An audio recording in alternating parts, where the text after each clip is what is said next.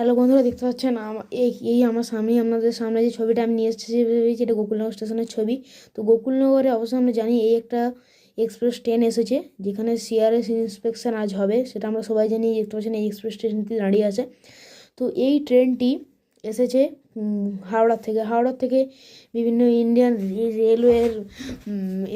রেলওয়ের মানে বিভিন্ন অফিসাররা এসেছেন এই রেলে চেপে।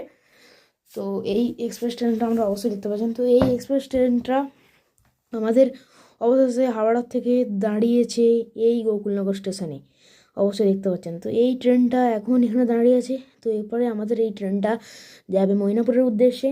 তো ময়নাপুরের উদ্দেশ্যে যখনই চলে যাবে, ময়নাপুর থেকে ট্রলি করে যাবেন, তারপরে ট্রেনটি অবশ্যই চলে আসবে এই গোপীনাথপুর স্টেশনে চলে আসবে।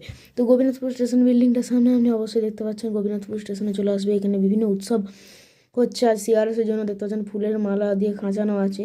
তো এইখানেই পাশেই গ্রামবাসীরা এখানে রেলওয়েদের অফিসারদের সম্বর্ধনা জানানোর জন্য এইরকম এত উৎসব করা আছে।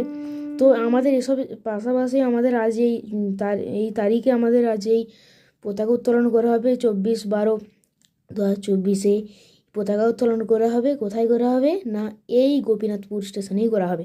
তো এই গোপীনাথপুর স্টেশনটা আজকে উদ্বোধন হয়ে গেল।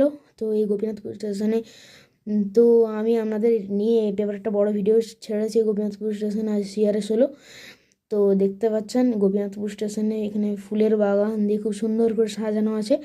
তো গোপীনাথপুর স্টেশনে দেখতে পাচ্ছেন ফুলের বাগান, তাছাড়া এখানে 3টে প্ল্যাটফর্ম আছে। এই যে দেখতে পাচ্ছেন একটা প্ল্যাটফর্ম, দেখতে পাচ্ছেন 2, 3টে পাশাপাশি, ওইদিকে 3টে। তো ট্রেনটা আমাদের অবশ্যই এক্সপ্রেস ট্রেনটা চলে এসেছে, দেখতে পাচ্ছেন গোপীনাথপুরে দাঁড়িয়ে আছে সেই এক্সপ্রেস ট্রেনটা।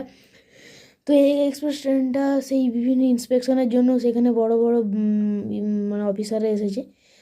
তো এই ট্রেনের ভিতরে আমি আপনাদের কিছু আমি ট্রেনের ভিতরে চেপে 2 বছরের মধ্যে গোকুলনগর স্টেশনে চলে যাচ্ছি। আমি গোকুলনগর স্টেশনে চলে যাই, তোমরা লাইক করে দাও।